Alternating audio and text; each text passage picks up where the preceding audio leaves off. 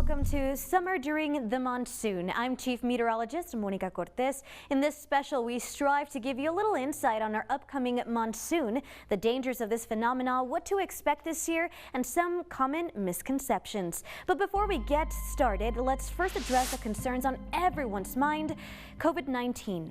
The deadly virus that has paralyzed the world and struck fear in millions. As the summer months approach, we can't help but wonder if we will see a slow in the spread of the coronavirus. So we talked with an El Paso doctor who had this to say. If you go off of other viruses, then the warm, moist heat, they tend to do worse. Warm, dry heat, the heat may help. We just don't know. It's so new.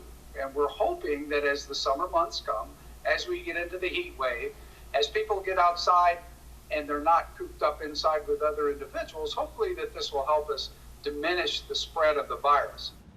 All in all, Dr. Hendricks re-emphasized the importance of wearing face masks, social distancing, and washing our hands as often as possible to avoid contracting this deadly virus we know so little about, COVID-19. Well, as far as this year's monsoon goes, meteorologists are calling for a hot summer with seasonal chances for rain.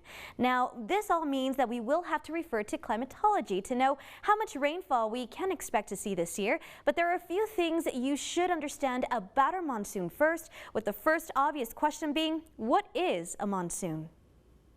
The official definition of monsoon is a seasonal reversal of winds. That's right, it has to do with the wind. When people hear the word monsoon, they want to think rainfall. And a lot of times, a change in wind directions brings moisture that produces rain. But a monsoon, as we look at it here, is a change from our typical westerly winds throughout most of the year to more of a southerly or southeasterly wind during the summer months. And the season starts June 15th and lasts through September 30th. It's a unique phenomenon that only occurs in the southwestern United States and on the other side of the world, stretching from southern Asia to the northern part of Australia. Well, another thing to note, monsoon is not synonymous with rain. A common misconception you'll hear around the borderland. You'll hear it all too often. Did you see the monsoon we had last night? Or we didn't see much of a monsoon this year?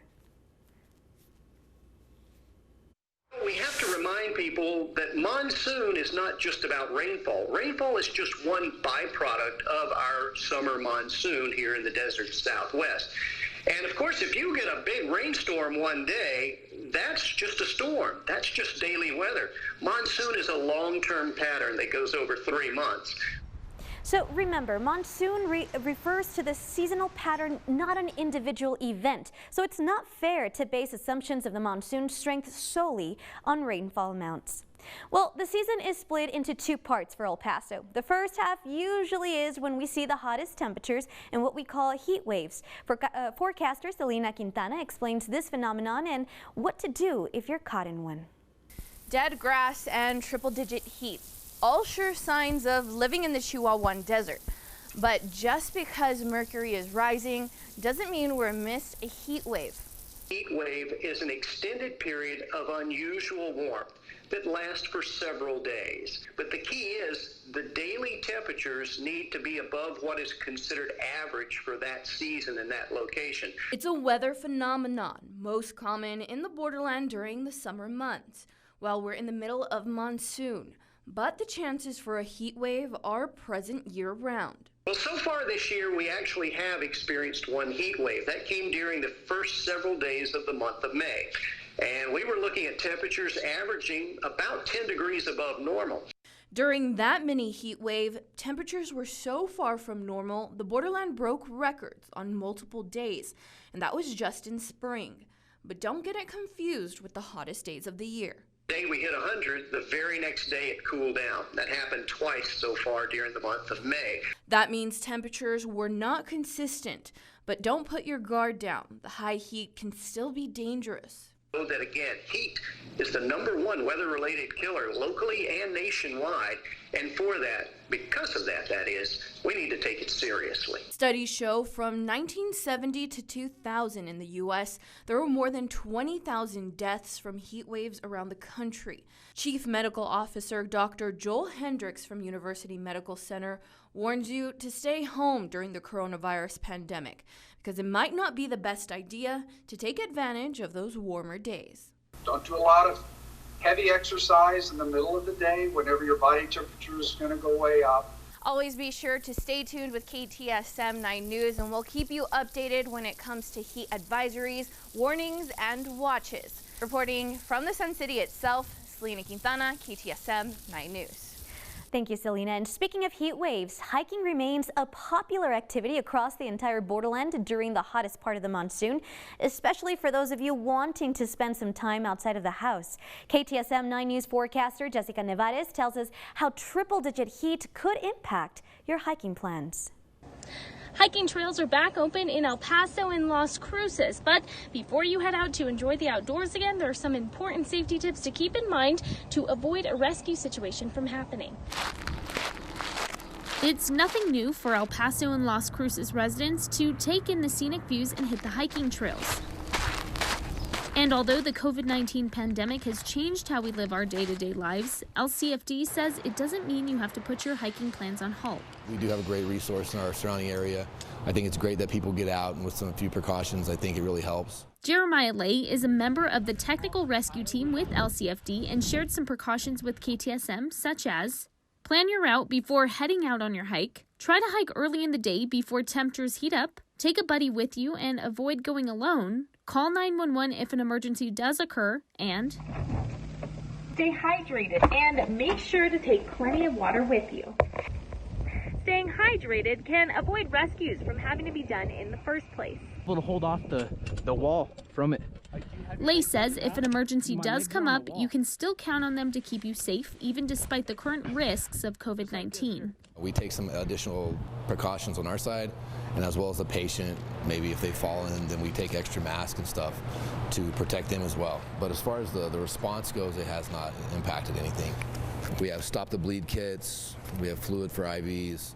Being prepared is important because it doesn't take long for the heat to become dangerous. Heat is the #1 weather-related killer in the United States, and that goes for the borderland as well. Jason Laney with the National Weather Service says this is preventable since many cases of heat exhaustion, heat stress, or even heat stroke happen because precautions aren't taken. That's especially true here in the borderland. Laney warns recent data shows a rise in triple-digit days in the area. If you just look at the last 6 or 7 years, we've been averaging between 30 and 35 100-degree days during the summer. The overall message to hikers wanting to take in the views across the borderland this summer: stay safe and stay smart when hitting the trails. Both El Paso and Las Cruces residents are encouraged to practice social distancing and show proper hiking etiquette when on the trails. This does include picking up any trash you leave behind. Reporting in Las Cruces, Jessica Navarez, KTSM 9 News. Thank you, Jessica. And it's not just the dry heat you need to concern yourself with, it's also the humidity you'll soon begin to feel once we enter July. Forecaster Selena Quintana explains why humid heat can quickly become dangerous to your health and the signs you should be looking out for. In cities like San Antonio, Houston, and even Miami, there's a lot more moisture in the air compared to the borderland, meaning there's probably a lot more greenery. But just like the moisture in the air affects the plants, it affects the human body, and not in the most positive way. As temperatures increase, the ability for our air to hold moisture increases as well, and monsoon allows the southeast moisture from the Gulf of Mexico to flow our way. When the dew point temperature is low, the air is dry. When the dew point temperature is higher, the air is moist. And we spend most of our year with our dew point in the teens and 20s. And I'll tell you, that's very dry. That's static inducing dryness. Once we get into our monsoon, that dew point doubles or even more. We tend to see our dew point around 50, maybe even 60 degrees during the monsoon season. And that's when you're going to hear us throw out that word, humid. It's humid outside. According to Laney, only 8 to 9 months out of the year we stay dry. That leaves us only 3 to 4 months where we can actually feel the moisture. Our dry climate helps in the sense that whenever you sweat, it helps cool you off. It's like an evaporative air conditioner. And so that's a good thing. When you're in a very hot, humid environment, you just don't have that evaporation going on, and you feel hotter. You just don't feel as good. And humidity can affect keeping your home cool.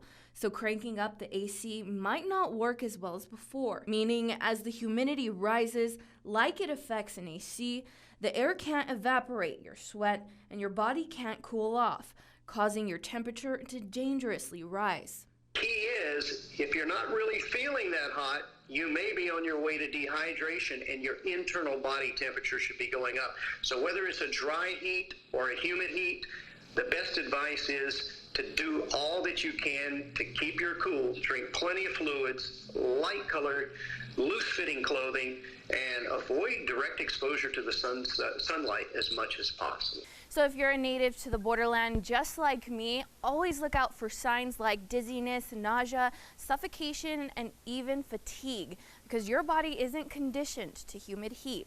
And of course, always stay safe and stay hydrated. Selena Quintana, KTSM 9 News. Thank you, Selena. And not only is it important to protect yourself from the heat, it's also very important to protect your pets. KTSM 9 News forecaster Jessica Nevares breaks down the different types of risks both you and your pets could face when temperatures start to rise.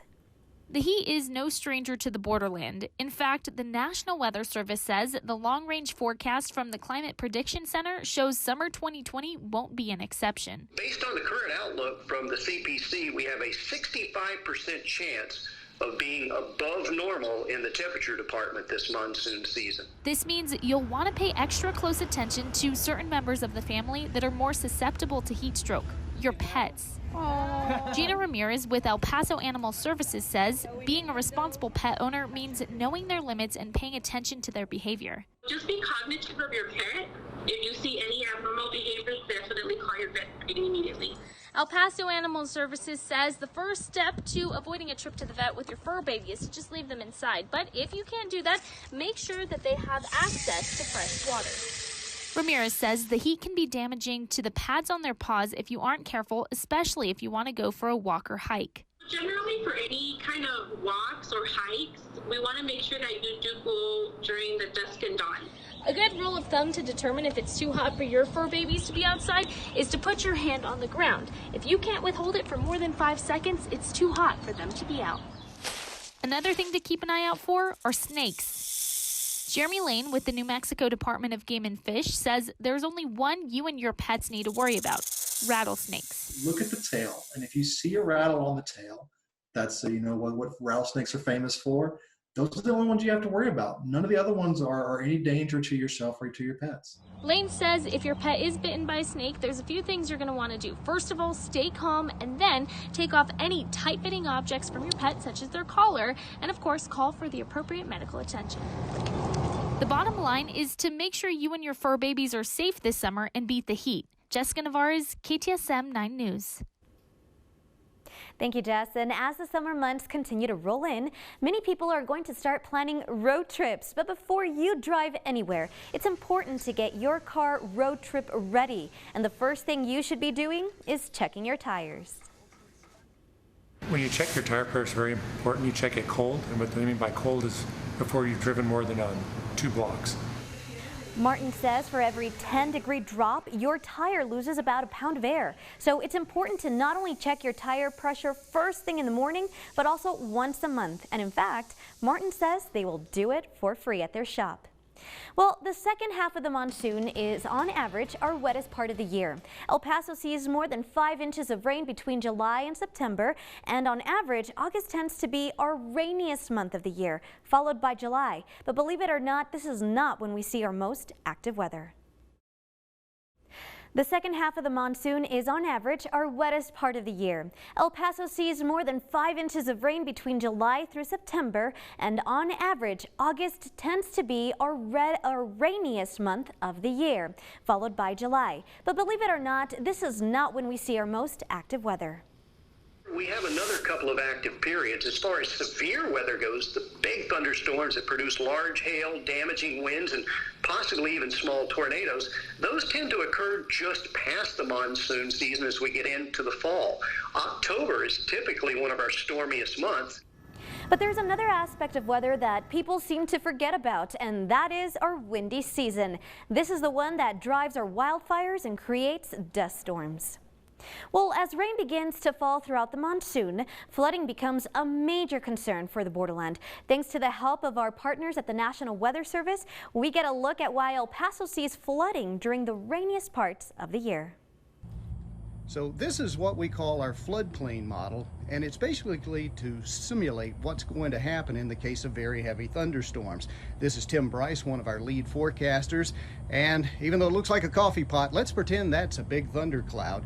And what's going to happen, Tim, go ahead and start the storm and pour it in, and as the water goes in, it's going to collect, it's going to permeate down through the soils, and then eventually we're going to start to get some runoff. So what happens to that runoff? Well, it finds its way on down to lower elevations. In this case, it'll make its way into our creeks, our streams, canals, arroyos, and even the rivers. And in doing so, the water should gingerly flow on down and shouldn't cause much of a problem. Obviously, high water flows can bring debris, and that can be dangerous. But for the most part, this is the way things are supposed to happen. Unfortunately, many times in our monsoon season, this is not the case.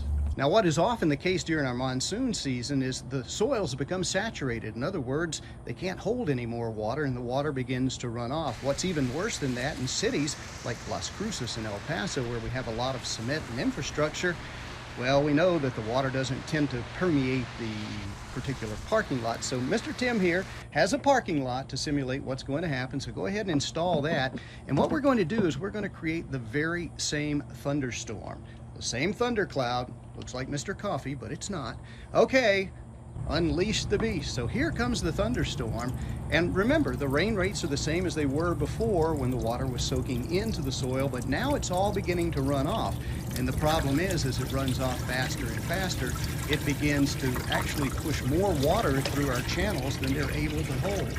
And the end result turns out to be a rapid rise along creeks and streams, and unfortunately, also flooding in some of the lower elevations. And thanks to our partners at the National Weather Service for that. What's incredibly important to remember, a potentially life-saving saying, turn around, don't drown. The #1 weather-related killer associated with storms is flooding, and that is nationwide and right here in the borderland. And every year we have a few fatalities when people try to drive through flooded roadways.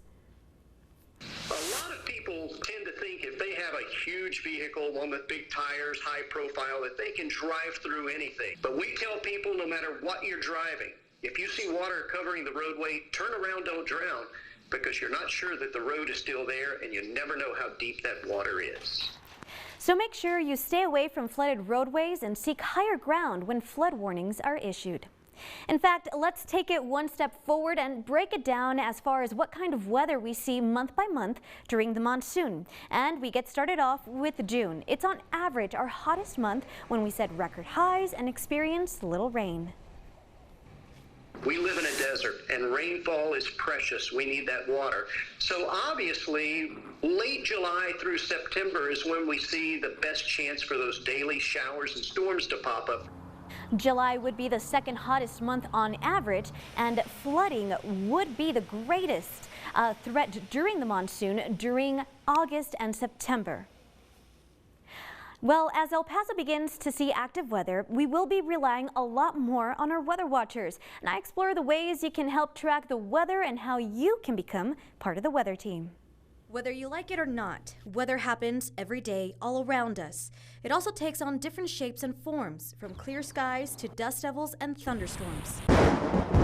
The technology we have in place today is very reliable, but even then, we still need help from our weather watchers. The problem is, most of what we issue our warnings on are based on radar signatures. And while we may suspect dust and high winds, or we may suspect large hail, it's always best to get ground truth verification. So that's why we count on the public to let us know what they're seeing. It's the eyes on the ground that help us track the storms and everything they produce more accurately. And you can even help report the weather that's happening right outside your window with one of these. It's a weather station you can set up in your own home. But there is one very important thing you need to understand before setting it up. You've probably heard this before. something that goes along the lines of location, location, location. Installing this in the wrong spot will compromise your weather data. Make sure you don't install this near your home. The roof can actually give you inaccurate weather data when it comes to rain totals, wind speeds, and wind directions. The only exception is putting it up in the roof. Don't install this next to a tree. It's the same thing. You're going to get the wrong representation of wind speed, wind direction, and even rain being registered that day. You want to make sure you stay away from any object. Also, don't put this on top of a tree. At this point, you're just asking for a bird's nest. What you do want to do is make sure that you're in a place with no obstructions. That way you have the best weather data available in your particular spot. You also want to set up your pole on the ground 4 to 6 feet above ground. That gives you the best vantage point and the best weather data readings. Once you have that, you've installed it, send it over to us as a weather watcher. Now, if you don't want to spend a couple of $100 on a weather station and you still want to become a weather watcher and help report the weather, use your phone. All you have to do is snap a photo of whatever's happening outside your window, send it over to us through our social media platforms or email, news@ktsm.com. And be on the lookout for the Weather Authority team will be holding a virtual certified weather watcher event. We welcomed our first ever certified weather watchers in 2019, and we are looking forward to welcoming new faces to the weather team. These individuals learned everything from what to look out for during severe weather events and how to shoot safely weather photos. So being a weather watcher means you will be invited to take part in any weather event KTSM puts together. So make sure to be on the lookout through our social media platforms in the next coming weeks. Well, that does it for me. Thank you so much for joining us for this special broadcast of Summer During the Monsoon. I'm Chief Meteorologist Monica Cortez. Until next time.